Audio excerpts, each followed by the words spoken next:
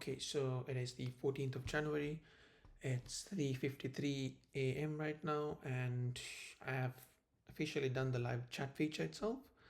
So, wait, hold on. Yeah, there we go. Yeah, so this is the live chat feature.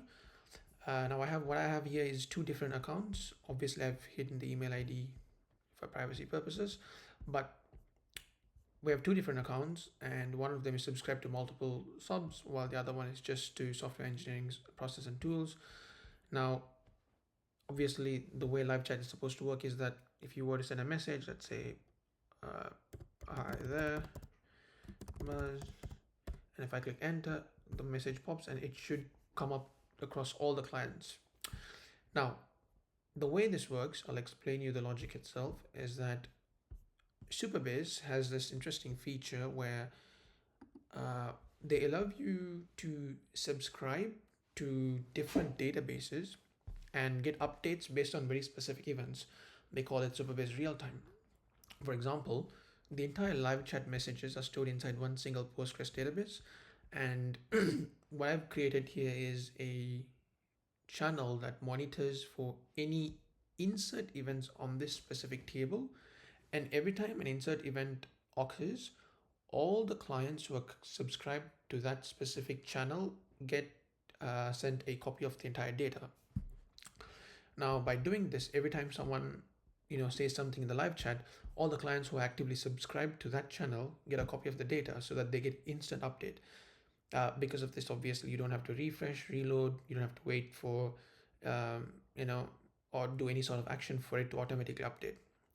Now, that's how the live chat itself has been implemented. Under the hood, the Supabase real-time feature is also a WebSocket. Now, as to the number over here, the way how we calculate the number of people online is there's also a very interesting feature called presence in Supabase where you can sort of send metadata with every client that subscribes to a channel, and you can uniquely identify yourself by using a user ID.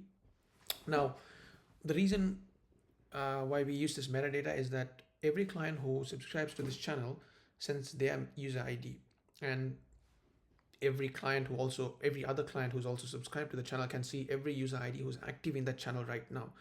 For example, if there's three people subscribed to this channel, each of them would be able to see the user ID of all three of them.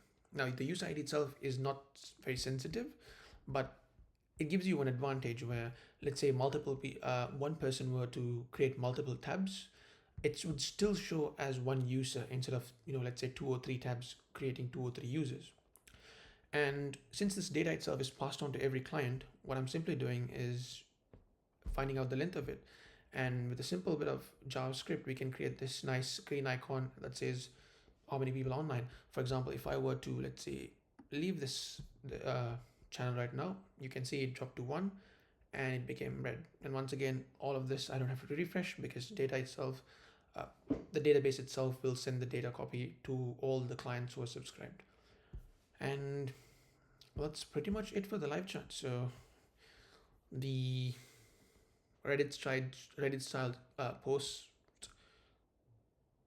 subreddit structure is itself done. We also have the live chat done. I also have to write a little bit of code to kind of clear some of these old messages because the last thing I want is a massive thread of messages. The only thing we have to do is pretty much voice chat and a little bit of features here and there, and we should be done with the entire MVP by that. Yes. That's pretty much it. Thank you.